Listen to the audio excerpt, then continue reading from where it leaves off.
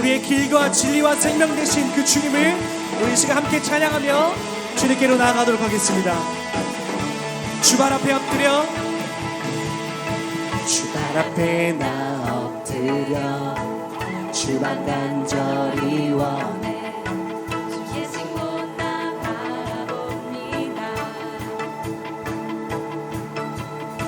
내 심속에 주 찾을 때 모든 필요 내려놓고 소나게 모두 드리리. 오직 예수 주님만이 나의 삶의 이유. 오직 예수 주님만이 나의 삶. 오직 예수, 오직 예수 주님만이 나의 삶의 이유. 오직 예수 주님만이 나의 삶의 이유.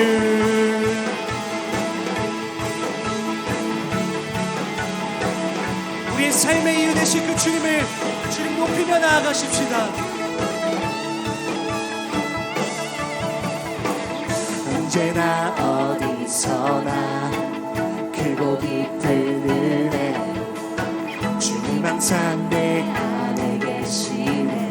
아멘. 주님은 변함없으십니다. 변함없으신 주님 어제 오늘 영원히 별같이 함께 하시네. 오직 예수 주님만이 나의 삶의 이유. 오직 예수 주님만이 나의 삶의 이유. 오직 예수 주님만이 나의 삶의 이유. 오직 예수 주님만이 나의 삶의 이유. 주님은 길과 진리 생명 나는 오직 믿음으로 살리. 주만 위에 살리. 주님은 길과 진리 생명 나는 오직 믿음으로 살리. 주만 위에 살리. 주님은 길과 진리 생명 나는 오직 믿음으로 살리. 아멘. 지금 이것이 우리들의 고백이 되기를 소망합니다. 우리 다시 믿음의 고백을 주님께 드리십시다. 주님은 길과 진리 생명 나는 오직 믿음으로 살리. 주만 위에 살리.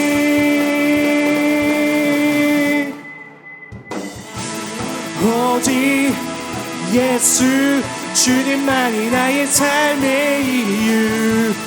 오직 예수 주님만이 나의 삶. 오직 예수 주님만이 나의 삶의 이유. 오직 예수. 우리 다시 한 번 더 고백하십시다. 오직 예수, 오직 예수 주님만이 나의 삶의 이유. 오직 예수. 다시 한 번 더 마음을 다해 고백합니다. 오직 예수, 오직 예수 주님만이 나의 삶의 이유. 오직 예수 주님만이 나의 삶의 이유. 아멘. 길과 진리와 생명 되신 주님을 우리 찬양하겠습니다. 할렐루야. 아멘. 주님 우리 예배를 받으시옵소서. 아멘. 여러분 믿어지세요? 주님은 우리의 길이 되시고 생명이 되시고 진리가 되십니다. 그 하나님을, 그 예수님을 우리가 믿는 거예요. 우리가 믿기 때문에 이 자리에 있는 것이고 주님께 고백하는 겁니다. 여러분 이 고백이 여러분의 삶의 고백이 되기를 소망해요.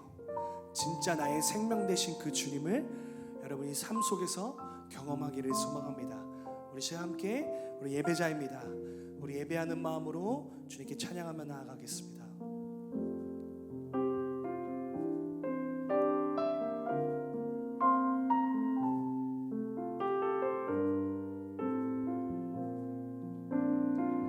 함께 고백할까요? 나는 하나님을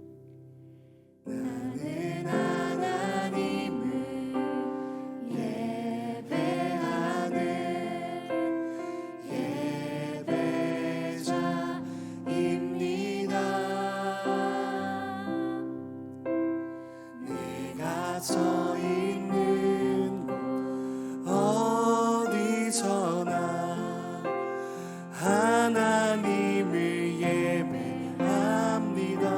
내 영혼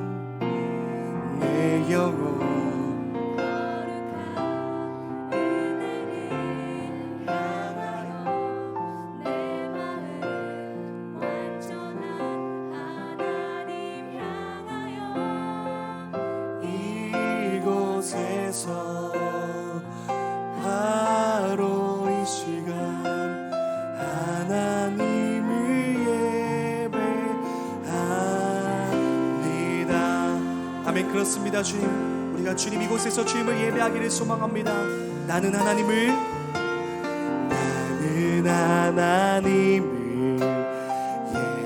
예배하는 예배자입니다. 내가 서 있는 곳 어디서나 하나님을 예배합니다. 내 영혼 거룩한 은혜를 향하여 내 마음 완전한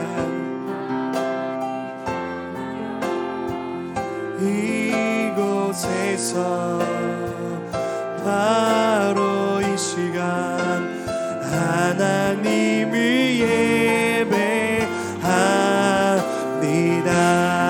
내 영혼 거룩한 은혜를 향하여 내 마음 완전한 하나님 향하여 이곳에서 바로 이 시간 하나님을 예배합니다. 우리의 마음을 드립시다. 내 영혼 거룩한 은혜를 향하여 내 마음 완전한 하나님 향하여 이곳에서 아멘. 주님 이곳 가운데 예배하는 자들에게 임하여 주옵소서.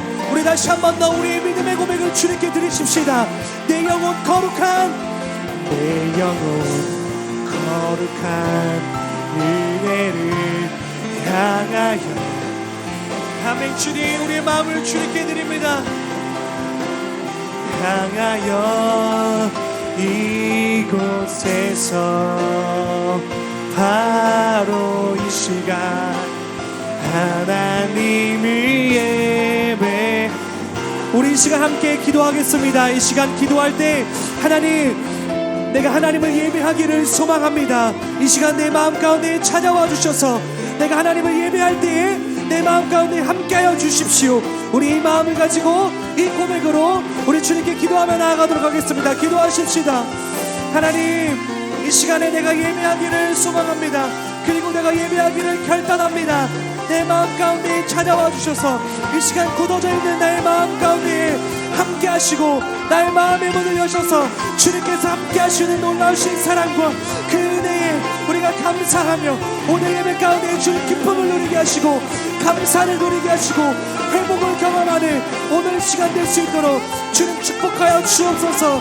이 시간에 하나님을 예배하기를 결단합니다. 나의 마음을 모아 주님께 드리길 원합니다.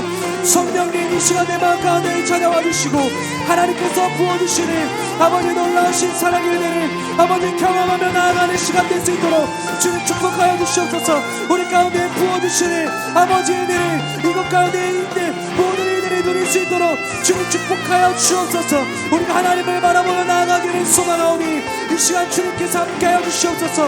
오 성령 하나님, 이 시간 임하여 주실 줄 믿사오니 주님의 은혜를 더하여 주옵소서. 주님 역사해 주시옵소서.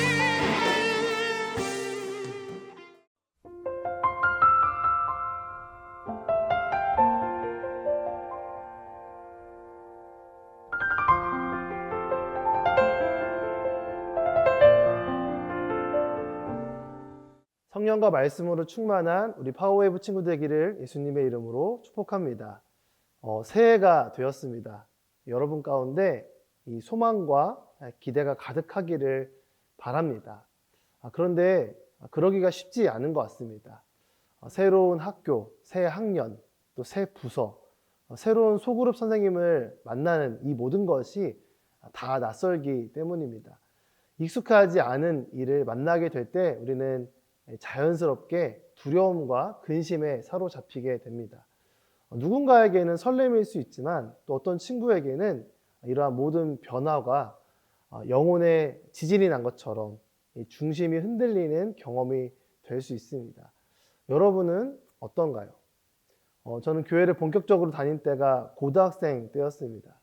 몇 주 예배를 드리다가 겨울 수련회를 가게 됐습니다.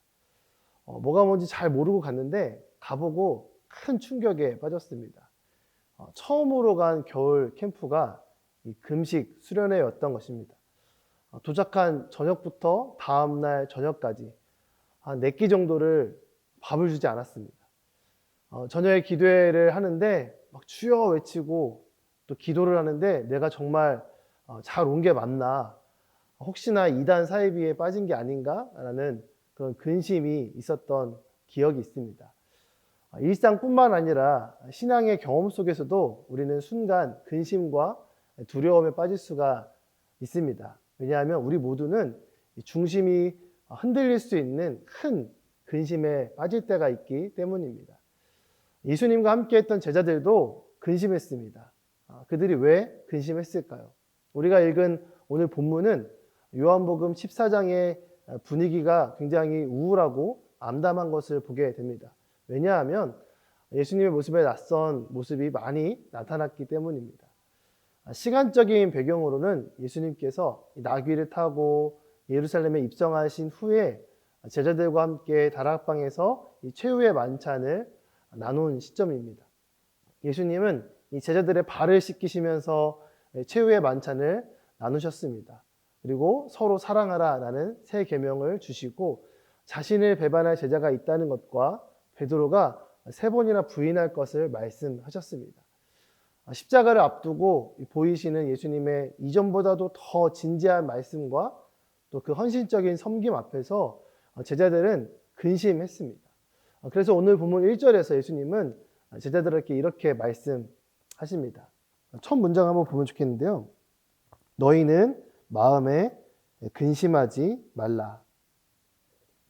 예수님과의 마지막 만찬에 함께했던 제자들은 근심했습니다.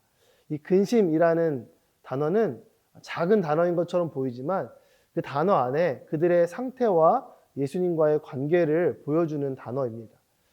예수님의 죽음을 앞두고 근심하는 제자들을 보면서 예수님은 마음이 참 아팠을 것 같습니다. 예수님의 죽음을 믿음의 눈으로 보기보다는 당장에 자신들에게 닥칠 현실의 사건으로만 보았기 때문입니다. 이 근심하다라는 단어는 중심이 흔들린다라는 의미를 갖고 있습니다. 왜 제자들은 중심이 흔들리고 있을까요? 예수님의 죽음도 슬프겠지만 엄밀히 말하면 그 뒤에 일어날 그 변화에 대한 자신들의 변화가 두려웠기 때문입니다. 예수님의 죽음 앞에 중심이 흔들리고 있는 제자들을 보며 우리는 순간 한심하게 생각할 수 있습니다. 하지만 절대 그렇게 쉽지 않다라는 것을 알 수가 있습니다. 왜냐하면 그들이 중심이 흔들렸던 이유는 그만큼 그들이 예수님께 붙잡혀 있었기 때문입니다. 예수님의 제자 베드로, 또 안드레, 야고보, 요한, 이 어부 4인방은 자신의 모든 것이라 할 수 있는 이 배와 그물을 버렸던 자들입니다. 심지어 야고보와 요한은 당시 나름의 부자였던 아버지 세베대와의 관계를 끊을 각오로 예수님을 따라 나섰던 자들입니다.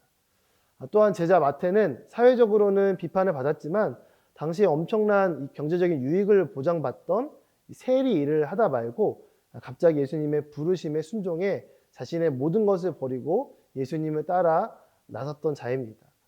그 밖에 제자들도 구체적으로 나와 있지는 않지만 자신들의 삶의 본거지를 떠나 예수님을 따랐던 제자들이었습니다. 그들이 이렇게 따라 나섰던 이유는 그들 가운데 그들의 삶의 중심에 예수님을 놓았기 때문입니다. 그래서 예수님께서 떠나신다라는 소식은 그들의 중심이 흔들릴 정도로 굉장히 큰 충격적인 일이 되었던 것입니다.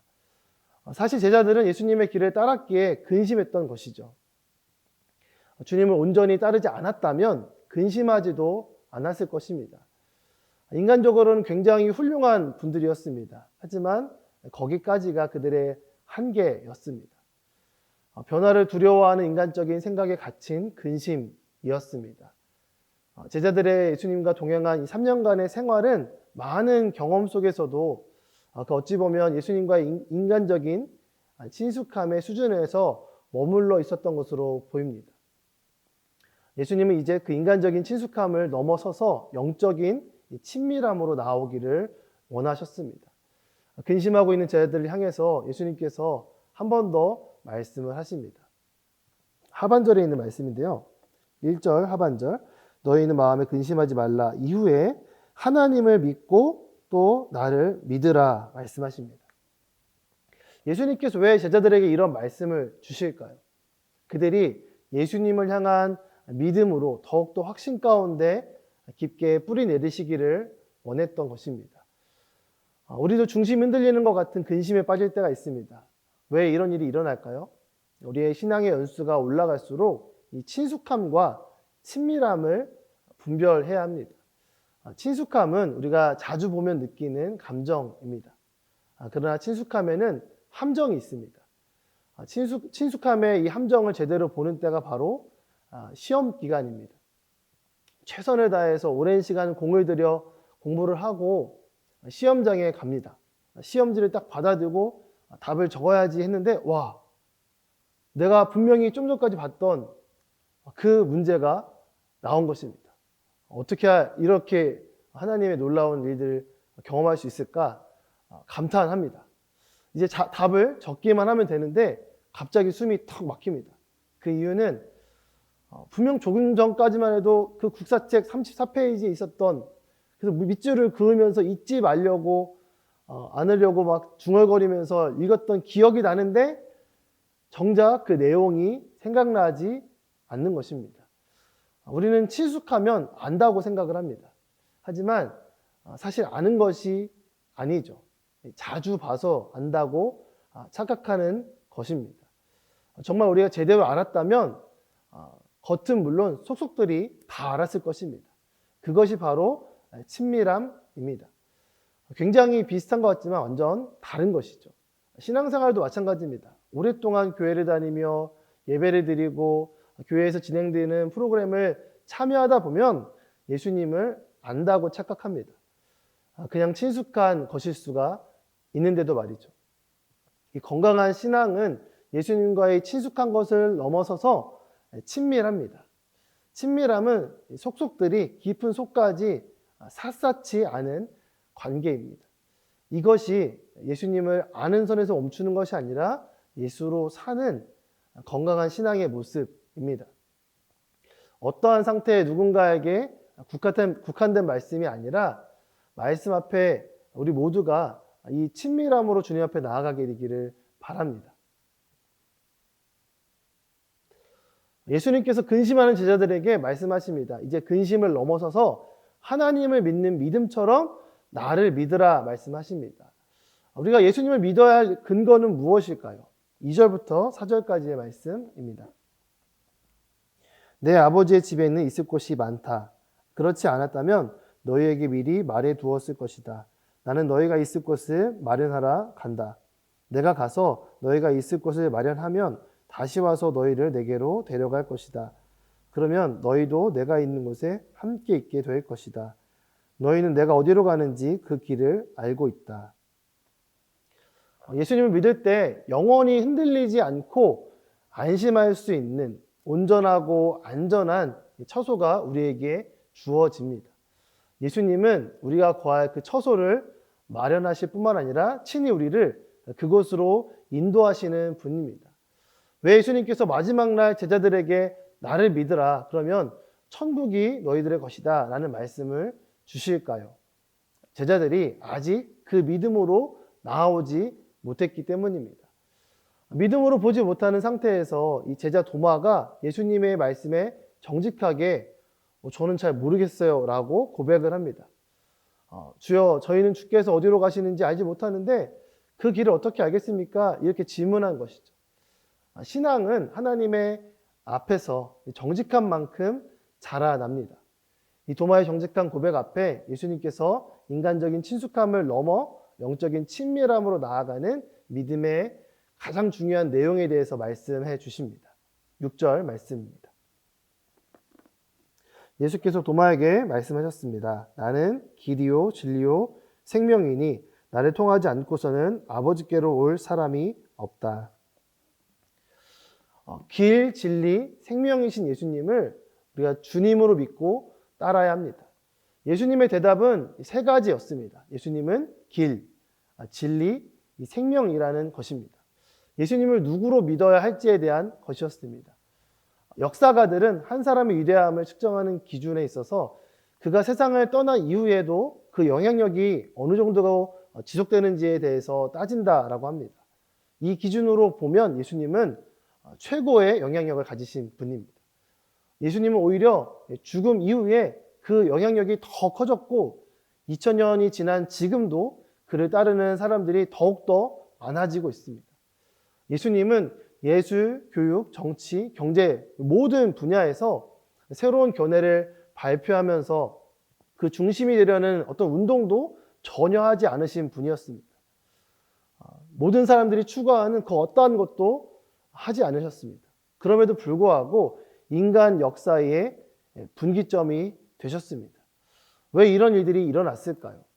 예수님은 도대체 누구이신가요? 예수님은 첫 번째로 영원하신 하나님 아버지의 자녀가 되는 유일한 길이 되십니다. 예수님은 오랫동안 따랐지만 그들에게는 아직 유대인이라는 혈통에 근거한 유대주의에 근거한 신념으로 살았던 모습이 있었습니다. 하지만 이제 아브라함의 자손이라는 유대인으로서의 타이틀, 예수님의 제자라는 타이틀이 아니라 예수님을 믿는 믿음 안에서 하나님을 아버지라 부르는 그분의 자녀가 되는 은혜가 예수님을 통해서 우리에게 주어진 것입니다. 예수님은 하나님의 자녀가 되는 유일한 길이 되십니다. 그래서 요한복음 1장에는 그 예수님을 영접한 사람들에게 하나님을 아버지라 부를 수 있는 하나님의 자녀가 되는 권세가 주어진다라고 말씀하고 있습니다. 우리 모두는 하나님의 그 뜻 가운데서 하나님의 자녀가 된 것입니다. 세상은 모든 사람이 받아들여야 할 절대적인 진리는 없다라고 말합니다. 그런데 그 명제만큼은 절대적으로 받아들여야 한다라고 말합니다. 앞뒤가 맞지 않는 모순입니다. 성경은 하나님께서 모든 사람들이 받아들여야 할 구원을 얻을 수 있는 유일한 분, 오직 예수님만이 하나님의 자녀가 되는 구원의 길이 되시는 분이 바로 예수님이다라는 것을 증언하고 있습니다. 혈통도 또 어떤 모태신앙도 어떠한 것도 우리를 하나님께로 인도할 수 없습니다. 우리의 어떤 의지나 결단으로도 가능하지 않습니다. 예수님을 말미암지 않고는 결코 영원하신 아버지 하나님의 자녀가 될 수 없습니다. 길 대신 예수님께로 온전히 나아가야 우리는 진리를 분별하게 되고 생명을 얻게 되는 것입니다. 우리가 예수님을 만나지 못하면 가리워진 길을 찾다가 인생을 허비하게 됩니다. 왜 우리가 말씀을 읽고 큐티를 해야 할까요? 그 길이 이 말씀 안에 기록되어 있기 때문입니다. 예수님만이 구원의 길입니다 라는 이 말을 믿지 못하고 다른 길을 찾게 되면 오히려 우리의 시간을 허비하고 방황만 길어질 뿐입니다. 길을 찾는 모든 사람들에게 유일한 길이 되시는 예수님을 우리가 온전히 전해야 합니다. 또 예수님은 어떠한 분이신가요? 예수님은 죄의 종된 우리를 자유케 하시는 유일한 참된 진리이십니다. 예수님의 제자들은 예수님을 진리 대신에 새로운 나라를 세울 어떤 민족의 지도자로서 믿고 따르는 부분이 많았습니다. 그래서 예수님의 죽음이 다가왔을 때 그들이 꿈꾸던 꿈이 물거품이 된 것으로 보고 근심하게 되었습니다. 여전히 그들의 생각에 매여 있었던 것입니다. 대표적인 장면이 마태복음 20장에 나타나게 되는데요. 예수님께서 예루살렘에 올라가시면서 제자들을 따로 불러놓고 그들에게 앞으로 받을 십자가의 고난에 대해서 말씀하셨습니다. 그리고 대제사장들과 율법학자들에게 넘겨질 것이고 사형 선고가 내려질 것에 대해서 말씀하셨습니다. 그때에 한 어머니가 나타납니다. 요한과 그 형제 야고보의 어머니였습니다. 그리고는 그 자기 아들들을 자기 아들들과 함께 무릎을 꿇으며 간청합니다.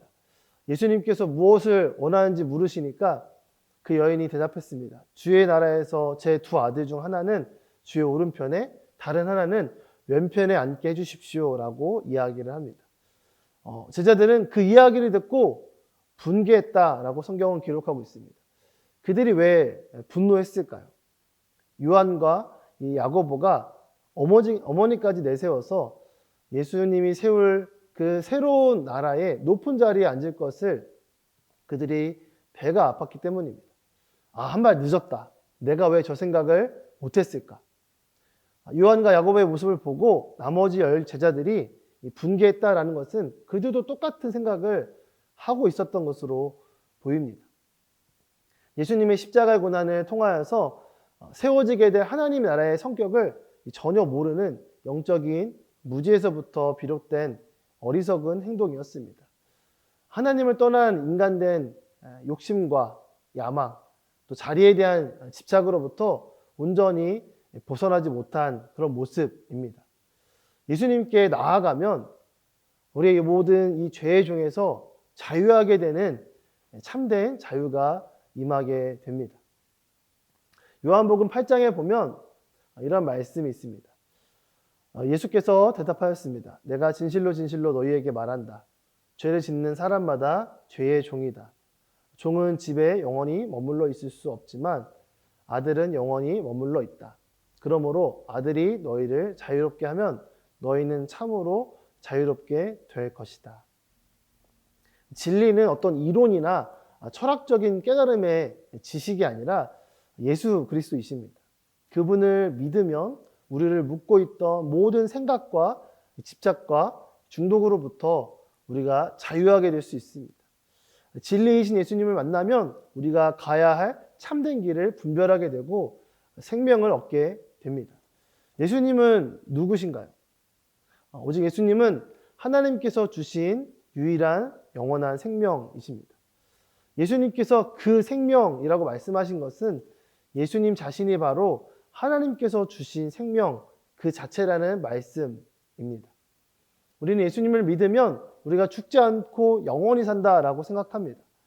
그것이 아니라 성경에서는 예수님을 믿고 구원받는다는 의미를 예수 생명으로 사는 것으로 말씀하고 있습니다. 이제는 내가 사는 것이 아니라 내 안에 계신 예수 그리스도가 사는 것입니다. 요한 1서 5장 11절 말씀에 보면 또 그 증거는 바로 이것입니다. 곧 하나님께서 우리에게 영원한 생명을 주셨다는 것과 이 생명이 하나님의 아들 안에 있다는 것입니다. 아들을 모신 사람은 생명이 있고 하나님의 아들을 모시지 않는 사람은 생명이 없습니다. 그리스도인은 생명이신 예수 그리스도를 모신 자들입니다. 그 생명으로 사는 자들입니다. 길의 관점에서 보면 예수님은 진리의 길이며 생명으로 이끄시는 길이십니다. 진리의 관점에서 보면 예수님은 길을 보여주는 진리시며 생명을 주시는 진리이십니다. 그리고 생명이란 관점에서 보면 영원한 생명으로 이끌기 위한 길과 진리로 오신 분이 바로 예수 그리스도이십니다. 우리는 순간마다 영혼에 지진이 난 것처럼 근심에 빠질 때가 있습니다. 저는 고등학생 때가 가장 그 심한 지진과 같은 시간을 보냈던 것 같습니다. 제가 처음 얘기했던 그 겨울 캠프, 밥을 주지 않는 이 금식 수련회에서 밥을 먹지 못해서 배고파서 힘들긴 했지만 그때에 그 길을 찾지 못해 방황하던 저에게 진정 믿고 따라야 할 이 하나님을 아버지로 고백할 수 있도록 도와주시고 인도하시는 길 대신 예수님을 만나게 되었습니다. 세상의 거짓된 이야기 속에 속고 살고 있었던 저에게 내가 왜 이 세상을 살아야 하는가, 영원한 의미와 목적이 되는 진리가 무엇인지를 깨닫는 시간이 되었습니다. 늘 우울하고 이 절망감 가운데 빠져 있었던 저에게 정말 내가 살아있음을 느끼는 생명을 경험하는 시간이 예수님을 만나는 그 경험을 통해서 갖게 되었습니다. 2023년 한 해 우리 파워웨이브 친구들이 길, 진리, 생명 되신 예수님을 만나 모든 근심과 두려움으로부터 벗어나 참된 길을 찾고 영원한 진리를 붙잡고 생명력 넘치는 삶을 살아가게 되기를 예수님의 이름으로 축복합니다. 기도하겠습니다. 하나님 아버지, 새로운 한 해를 맞이하며 예수님이 우리에게 어떠한 분이신지를 말씀을 통해서 보게 하시니 감사합니다. 이 겨울을 통해서 앞으로 다가올 봄, 여름, 가을, 또 다른 겨울 가운데 이 예수님을 더욱더 분명하고 확실하게 만나고 경험하고 느끼는 우리 모든 파워웨이브 친구 될 수 있도록 인도하여 주시옵소서. 이제는 우리를 구원하신 예수 그리스도의 은혜와 하나님 아버지의 놀라우신 사랑하심과 성령 하나님의 교통하심이 길, 진리, 생명 되신 예수님만을 붙잡고 따라가기로 결단하며 나아가는 이 자리에 머리 숙인 우리 파워웨이브 친구들 머리 위에 이제로부터 영원토록 함께 하옵시기를 간절히 축원하옵나이다. 아멘.